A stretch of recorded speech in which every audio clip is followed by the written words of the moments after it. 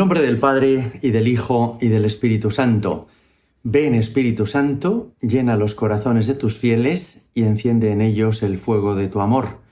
Envía tu Espíritu y lo crearás todo, y renovarás la faz de la tierra. Oh Dios, que has iluminado el mundo con el don del Espíritu Santo, concédenos participar de este mismo Espíritu y gozar de sus divinos consuelos. Por Jesucristo nuestro Señor. En el nombre del Padre, y del Hijo, y del Espíritu Santo. Amén. Hoy vamos a contemplar una escena del Evangelio que es uno de los primeros acontecimientos de la vida pública del Señor después del bautismo en el Jordán, y son las bodas de Caná. Lo tenéis en el capítulo 2 del Evangelio de San Juan, Juan 2, del 1 al 12. Y es un episodio que tiene mucha relevancia porque fue el primer milagro de Cristo y porque es también el momento en el que el Señor bendice con su presencia un matrimonio. Quiso decir de este modo el Señor que el matrimonio es algo santo, que la unión de un hombre y una mujer para formar una familia, para tener una descendencia, una prole, es algo que agrada a Dios. Y me parece que esto es una noticia excelente. En este pasaje podríamos intuir que San Juan tenía de telón de fondo el Calvario. Y pienso esto por varios motivos. El primero es porque ningún otro evangelista, más que él, que estuvo en el Calvario, nos refiere esta escena de las bodas de Caná. Ocurre como con el encuentro de Jesús con la samaritana en Juan 4, o con esa promesa del Señor de que iba a darnos agua viva, que dice en Juan 7, el que tenga sed que venga a mí y beba. Esos tres pasajes, Juan 4, Juan 7, Juan 2, que no aparecen en otros evangelistas, es curioso porque hacen referencia a cosas que ocurrieron el Viernes Santo en el monte Gólgota y que solo San Juan pudo presenciar con la Virgen, con María Magdalena y las mujeres que estaban allí. ¿Y qué semejanza, podríais preguntaros alguno, puede haber entre las bodas de Caná y la muerte de Jesús en la cruz? Pues creo que hay varias. La primera es que dice el evangelista que en Caná de Galilea Jesús manifestó su gloria. Y cuando habla de que Él ha de ser glorificado, habla de que Él va a morir en la cruz y va a entregar la vida por nosotros. Otra semejanza es también que María estuvo presente en las bodas de Caná y estuvo intercediendo ante Jesús por los novios. Como hace en el Calvario, a los pies de la cruz, ella se convierte en colaboradora del Redentor, que ejerce una misión fundamental en la vida de la Iglesia, que colabora con la obra de la salvación de Jesucristo, ofreciendo a su propio Hijo al Padre y ofreciéndose con su Hijo al Padre. Fijaos qué importante es este pasaje, que en él se nos habla de un vino nuevo que es mejor que el anterior.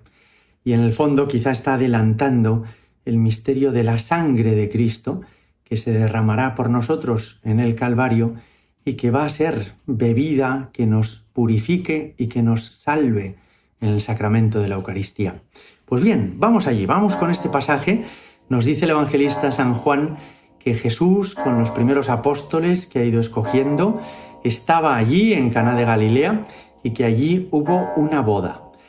Juan recuerda que está María, también como dándonos a entender que desde el inicio de su vida como apóstol, que desde el principio de su vocación, María Santísima estuvo presente, como lo está también en nuestra propia vida. Uno puede recorrer su vida con agradecimiento y reconocer cómo en nuestra infancia, juventud, en nuestra vida ya de adultos, María ha estado siempre a nuestro lado. Jesús le ha pedido que nos proteja y que nos cuide, ¿no? Como veis, estos signos que San Juan subraya no los inventó este evangelista, sino que ocurrieron y él los captó. Él se dio cuenta de la semejanza que había entre cosas que había vivido en la vida pública de Cristo y las cosas de las que él había sido testigo a los pies de la cruz, ¿no? Por ejemplo, cuando le dice a la samaritana, si supieras quién te pide de beber, le pedirías tú a él y Él te daría un agua que calma tu sed. Jesús estaba ya prometiéndole a esta mujer de Samaria el agua que iba a brotar de su costado abierto el Viernes Santo. Esto no se lo inventa San Juan, Jesús le dijo eso, pero San Juan entiende la profundidad, el calado, la trascendencia de esa frase que quizá para otros de los que estaban en esa escena con la samaritana no tuvo demasiado relevancia. Bien, pues nos dice el evangelista que en esa boda faltó el vino. Hoy en día en cualquier boda hay muchos refrescos y hay también no uno sino varios vinos. Hay vino blanco, hay vino tinto y después se celebran los postres con cava o con champán. Pero en aquella época el agua era la bebida ordinaria, el vino era la bebida para los momentos más relevantes, para los momentos más significativos, para las fiestas. Que faltara el vino en una boda significa que lo que tenía ese convite, ese banquete de fiesta, se había terminado. De modo que continuaría la celebración de la boda como si fuera un día cualquiera. De manera que, como veis, el que se acabe el vino no es simplemente un hecho anecdótico, sino que probablemente los anfitriones de esa boda pensaron que con el vino se iba a terminar la alegría, se iba a terminar la felicidad, que se iba a acabar la fiesta. La Virgen se da cuenta de este hecho. No es que ella estuviera vigilando la despensa, no es que ella fuera llevando una contabilidad de cuántas tinajas quedaban todavía y a qué ritmos iban consumiendo, pero es que la Virgen tiene corazón de madre y las madres muchas veces captan lo que los hombres no somos capaces de ver. Quizá ella se dio cuenta de que los camareros iban rápidamente y nerviosos de un lado para otro. Quizá ella vio que los padres de los novios estaban sudando, llevándose las manos a la cabeza, diciendo: vaya, hemos calculado mal, esto va a terminar fatal. La Virgen no es que vigile, pero se da cuenta. Y ella, sin que nadie se lo pida, intercede ante Jesús, anticipando, como antes os decía, su misión en la redención. Yo creo que es muy importante esto, de que la Virgen interceda ante Jesús, porque nos ayuda a comprender que la intercesión es algo con lo que Jesucristo cuenta. Es decir, que nuestra oración no ha de ser solamente para dar gracias a Dios o para pedirle perdón por nuestros pecados, sino que también nosotros hemos de interceder unos por otros, ¿no? Es lo que llamamos la oración de petición. Dios podría hacer todas las cosas por su cuenta, ciertamente, pero quiere contar con nosotros. Quiere que nosotros nos acordemos los unos de los otros, nos tengamos presentes, nos importen los demás y que le pidamos al Señor por los demás, ¿no? En Mateo 9:38 dice Jesús: la mies es abundante, los obreros son pocos, rogad al dueño de la mies que mande obreros a su mies. Os recordaréis también cómo aquella viuda que tiene que interceder ante un juez inicuo para que le ayude en su situación. Nos está hablando también de la oración de petición, nos está hablando también de cómo podemos acudir a Dios para solicitarle su colaboración, su ayuda en todas nuestras necesidades, ¿no? Hemos de pedir unos por otros, hemos de interceder los unos por los otros. Pero me parece que la Virgen Santísima en este pasaje de Caná de Galilea nos enseña dos cosas que van a sernos muy útiles para nuestra vida y sobre las que os animo a rezar y a aprovechar estos ejercicios para llevar a vuestra oración personal, ¿no? En primer lugar, me parece que la Virgen es modelo de oración, como ahora trataré de explicar, ¿no? Y en segundo lugar, creo que la Virgen nos enseña también a aprender obediencia en este pasaje. Vamos por partes. Primero, María es modelo de oración. ¿Y por qué digo esto? Pues porque ella nos enseña cómo hemos de dirigirnos a Jesús. Si os fijáis, cuando ella se acerca a Jesús, le dice simplemente: no les queda vino. De modo que la Santísima Virgen no manda a Jesús, no le da instrucciones, no le dice lo que tiene que hacer, no le dice, oye, mira, hay este problema, tú ahora lo que tienes que hacer es esto y esto y esto, y yo te lo pido y yo te lo mando, y no le habla de este modo. Así nos enseña a orar. Nuestra oración no puede ser darle instrucciones a Dios. ¿Quiénes somos nosotros para decirle a Dios, tienes que curar a esta, a este consíguele un trabajo y a estos otros a ver si les dan la hipoteca? Oye, que Dios no está a nuestro servicio, que no es Él el que se tenga que plegar a nuestros deseos, sino nosotros los que en el Padre Nuestro decimos, hágase tu voluntad. Entonces, ¿cómo vamos a ayudarnos unos a otros con la oración? Pues volvamos a María. María le dice a Jesús, no les queda vino. ¿Y con esto qué está ella queriéndole decir a Jesús? Lo que ella le está diciendo es, hijo, tu madre sufre por ver sufrir a estos. Ella lo que está haciendo es abrir su corazón, de modo que Jesús, al asomarse en el corazón de su madre, capte el dolor que para su madre produce esta situación de los novios.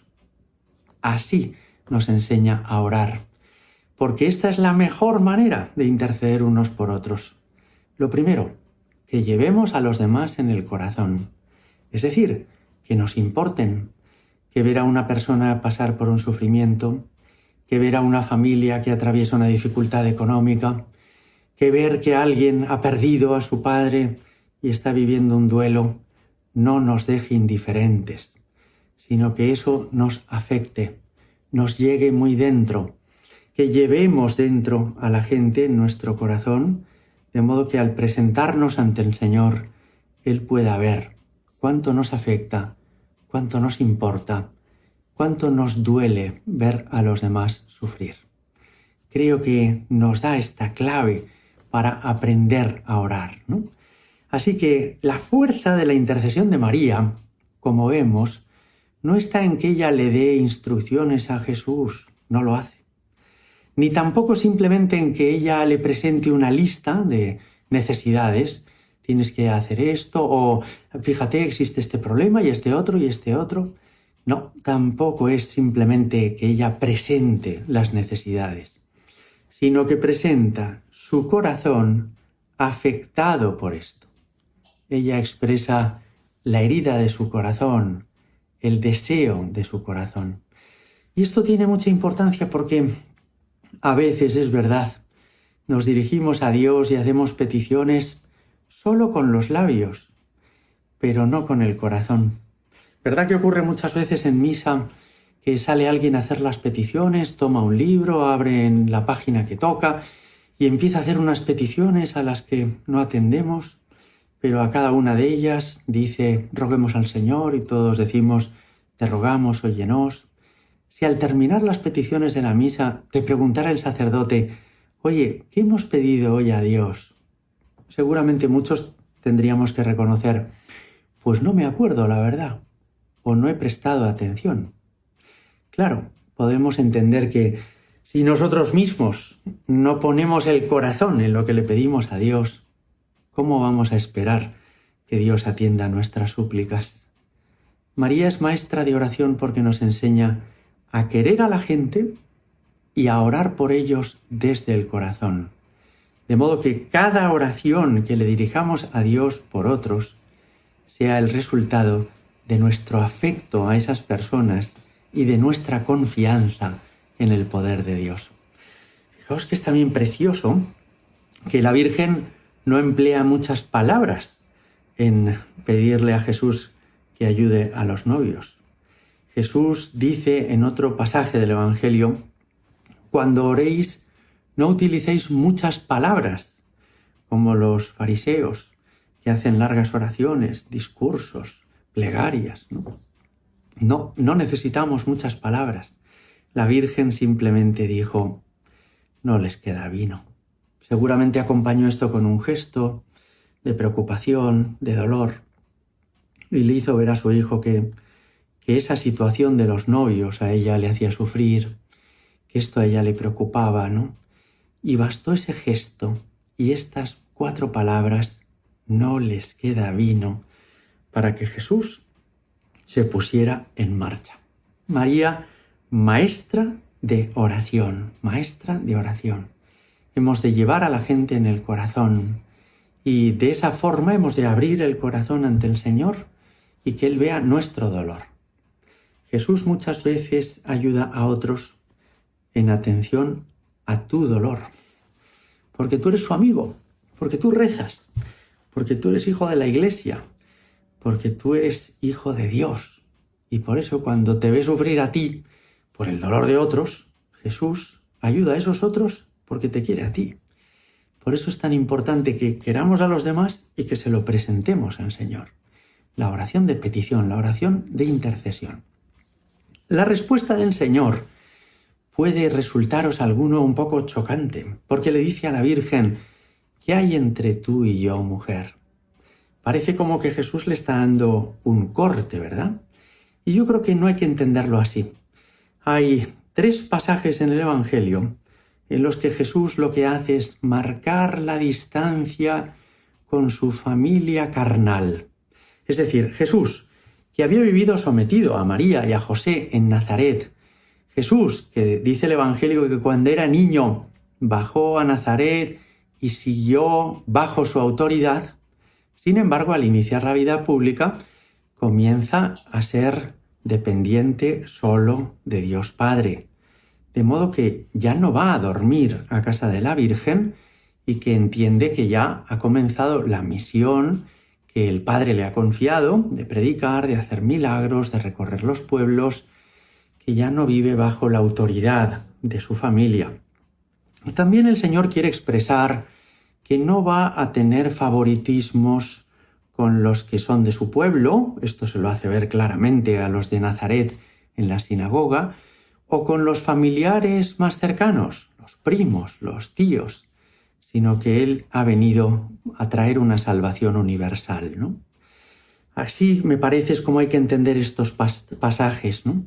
En uno de ellos le dicen a Jesús: tu madre y tus hermanos, refiriéndose a sus parientes cercanos, están fuera y te buscan. Y Jesús dice: ¿quiénes son mi madre y mis hermanos? Los que escuchan la palabra de Dios y la cumplen, esos son mi madre y mis hermanos, ¿no? Es decir, el vínculo que une a Jesús en su vida pública con María Santísima no es solo ni principalmente un vínculo carnal, sino que es ya un vínculo espiritual. María es la primera de sus discípulas. María es la que mejor escucha la palabra de Dios y la cumple. Aquí está la esclava del Señor, hágase en mí según tu palabra. En un segundo pasaje le dice una mujer a Jesús: dichoso el vientre que te llevó y los pechos que te criaron. Y Jesús dice también: mejor, dichoso el que escucha la palabra de Dios y la cumple. Es decir, está diciendo Jesús, el mérito mayor de mi madre no es simplemente haberme dado a luz o haberme criado. El mérito mayor de mi madre es que es la que mejor me entiende, la que más me quiere, la que escucha mi palabra, la que hace la voluntad de Dios. Bueno, pues igual, en este tercer pasaje, cuando Jesús le dice a la Virgen: ¿qué hay entre tú y yo, mujer? Todavía no ha llegado mi hora. Lo que está diciendo es: madre, será a partir de mi muerte en la cruz, cuando tú, que estarás a los pies de esa cruz, intercederás por todos los hombres. Pero la Virgen, que entiende esto, no sé si totalmente, pero al menos parcialmente, no se disgusta, no riña a Jesús, no le dice: oye, así no se le habla a una madre. No, sino que María Santísima comprende que efectivamente Jesús tiene un plan que le ha trazado el Padre, que su intervención, la de María, vendrá cuando Dios Padre desee, y en lugar de disgustarse, lo que ella hace es acercarse a los camareros. Y a los camareros les da una instrucción muy bonita y muy sencilla. Y es que, señalando a Jesús, les dice: ¿veis a ese señor? Haced todo lo que Él os diga. Es María maestra de obediencia. Y también en este detalle nos vamos a fijar, porque María no sabe cómo va a resolver Jesús este asunto del vino, de la boda. Lo que sí que sabe es que para que lo pueda arreglar, hace falta que los camareros obedezcan a Jesús. La Santísima Virgen es maestra de obediencia. Nos enseña a obedecer a Jesús. Y nos enseña a obedecer a Jesús en la historia, que es su cuerpo místico, es la Iglesia. Cuando una persona es verdaderamente devota de la Virgen, se convierte en alguien que hace la voluntad de Dios, que procura agradarle en todo, no ofenderle, no disgustarle, y procura esta persona también vivir con una gran docilidad en la vida de la Iglesia. Esto es un signo muy claro de la verdadera devoción a la Virgen. Si una persona dijera, mi casa es un santuario, lo tengo lleno de estampitas, de imágenes, aquello parece una ermita, pero nunca hace caso a lo que dice el Santo Padre, o nunca hace caso o obedece a las disposiciones del magisterio de la Iglesia, o es un feligrés rebelde en su parroquia, siempre tiene que llevar la contraria, o no le importa nada a su obispo, de quien tal vez ni siquiera sepa ni cómo se llama, no es tan devota esa persona a la Virgen. Porque la Virgen, cuando la queremos, nos enseña a ser como es ella. Y ella es la esclava del Señor. Una persona muy devota, de veras, de la Virgen, es una persona que se va haciendo muy obediente, muy dócil a lo que el Señor desea de él o de ella y a lo que el Señor le va mostrando a través de su cuerpo en la historia, que es la Iglesia. Pues bien, lo que vino después debió de ser un poco cómico, porque imaginaos la escena. Un salón grande, mucha gente celebrando la boda. El vino parece que empieza a escasear, pero todavía la mayor parte de la gente no se ha dado cuenta. Y entonces está Jesús, quizá con algunos de los apóstoles, departiendo, o con otros matrimonios o familias, y en esto que se le acerca una hilera de camareros, 4, 5, 6, a Jesús, y le dicen, buenas tardes, dirían, Señor, díganos, ¿qué tenemos que hacer? Y Jesús se quedaría sorprendido. ¿Quién? ¿Yo? ¿Yo? ¿Qué tenéis que hacer? No sé, yo soy un invitado a esta boda. Yo no soy el anfitrión, el padre del novio es aquel señor y los padres de la novia son estos otros. Y los camareros le dirían, no, es que nos ha mandado una mujer que vengamos a hacer lo que usted nos diga. Y Jesús diría, lo que yo os diga, pero ¿de qué mujer estamos hablando? Y los camareros señalarían a la Virgen, pues aquella, la que está allí al fondo, en la esquina aquella del salón, esta es la mujer que nos ha dicho que vengamos con usted, ¿no? Y Jesús miraría, reconocería a la Virgen y diría, anda que... Pero tampoco Jesús se enfada, sino que con mucha sencillez acepta que su madre sea tan buena, que a su madre le duela la situación de estos novios y de sus familias, y por eso les da instrucciones a los camareros. Les dice, de acuerdo, pues llenad las tinajas de agua. En realidad lo que faltaba no era agua, era vino. Y algún camarero listillo le podría haber dicho, no, usted no ha entendido lo que ocurre. Aquí no falta agua, no vamos a llenar las tinajas de agua. Aquí lo que falta es vino. Pero no dice el Evangelio que ningún camarero respondiera de ese modo. Quizá es que los camareros recuerdan lo que les ha dicho la Virgen. Haced todo lo que Él os diga. Y tal vez alguno de ellos le preguntó a su compañero, ¿ha dicho que pongamos agua? Y el otro le diría, sí, ha dicho que pongamos agua. ¿Y qué hacemos? Tío, pues pon agua, yo qué sé. Ha dicho que pongamos agua, nos han dicho que le hagamos caso, pues ya está. Y ni cortos ni perezosos, sin perder ni un instante, llevan esas tinajas a ser llenadas de agua. Quizá alguno de ellos pensó por dentro, me parece que esto que estamos haciendo es absurdo, porque en realidad lo que nos falta es vino y estamos llenando de agua las tinajas y agua sobra. Teníamos la fuente allí cerca, ¿no? Pero como están obedeciendo, va a ocurrir el milagro en la vida de la Iglesia, cuando cada uno hacemos lo que tenemos que hacer, cuando somos dóciles a lo que se nos pide, a lo que nuestros pastores nos aconsejan, nos recomiendan, suceden milagros. A veces no ocurren más milagros porque cada uno nos empeñamos en hacer lo que a nosotros se nos ocurre, lo que nos gusta más, lo que nos parece mejor, y entonces, pues claro, queda limitada la eficacia a nuestra astucia o a nuestra inteligencia, que por cierto es bastante pobre. En cambio, cuando hacemos lo que Dios quiere, lo que Dios nos pide, lo que el Papa nos ha aconsejado, lo que el obispo nos recomienda, aunque uno tenga a veces la impresión de que está echando agua en las tinajas, la obediencia hace que el Señor actúe y haga milagros. María, que nos ha enseñado a orar, también nos enseña a obedecer. Y ya lo que pasó después, lo conocéis todos muy bien. Llenan las tinajas de agua. Jesús les dice, ahora llevádselas al maestresala. Y éste prueba el vino de las tinajas y dice, oye, esto es una maravilla. Y le sorprende, porque normalmente ponían el vino bueno al principio y cuando la gente llevaba ya varias copas, les metían de garrafón. Pero en esta boda ha ocurrido al revés. Y es que comenzaron con un vino bueno y terminan con un vino formidable. Y entonces van a felicitar a la familia del novio. La verdad es que esta escena también es simpática y un poco cómica porque me imagino que cuando llegara el maestresala y le dijera al novio o al padre de los novios, oye, enhorabuena, habéis guardado el vino bueno para el final. Estos se mirarían como diciendo, ¿de qué está hablando? No tenemos ni idea de qué ha pasado.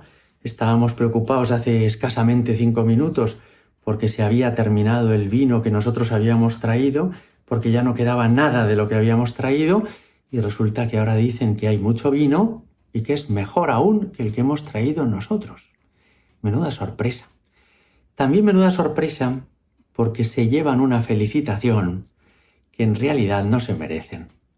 Es decir, estos novios, que son muy buenos y muy majos, pero no son los autores de ese vino del final. Y sin embargo es a ellos a los que felicitan y les dicen, habéis guardado el vino bueno para el final. Y ellos dirían, sí, gracias, pensando, yo no tengo ningún mérito en esto. Me estoy llevando aplausos y palmaditas por algo de lo que no tengo ni idea de cómo ha sucedido. También esto es una lección preciosa para nosotros.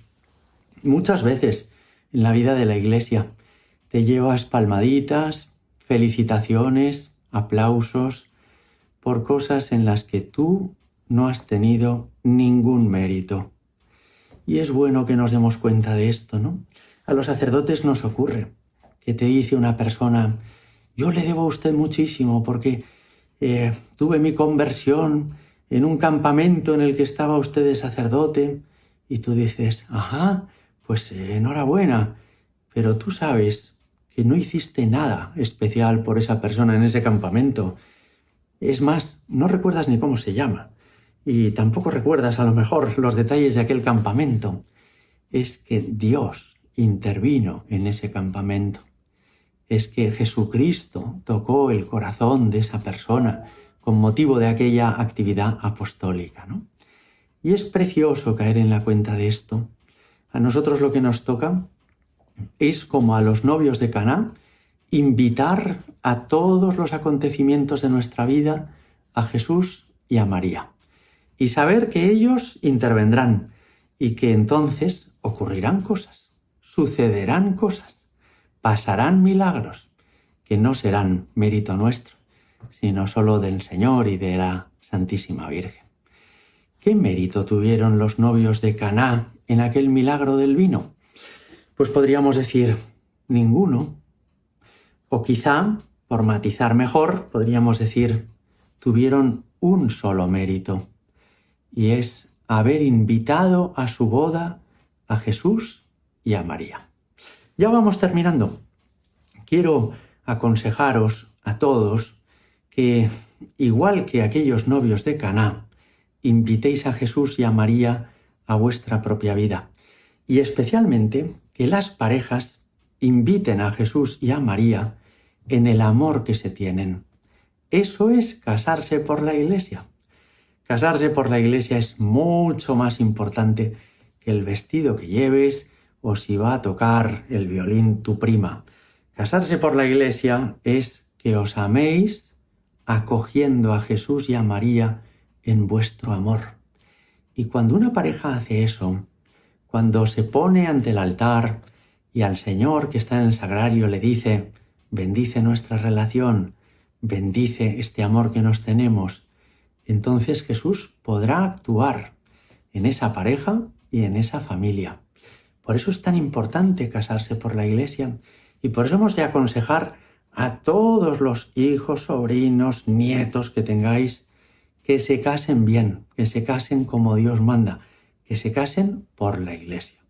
No es simplemente una costumbre, no es solamente una tradición, es permitirle a la Virgen y a Jesús intervenir en tu propia vida, es invitarles a tu casa.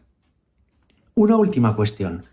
Si os habéis fijado, decía el Evangelio que Jesús transformó el agua en vino y que este vino fue aún mejor que el que habían llevado las familias a la celebración de la boda. Creo que también en esto hay una enseñanza preciosa para nosotros.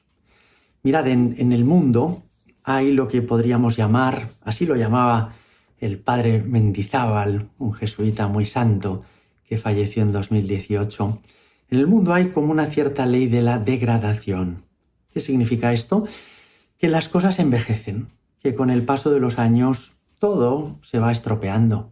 Tú te compras un coche maravilloso que suena a gloria, que huele a limpio, que por fuera está resplandeciente y al cabo de 20 años pues suena a lata, dentro huele a tigre y está lleno de rayazos. Y el motor a veces suena un poco cascao y le cuesta arrancar en invierno. Eso es lo normal.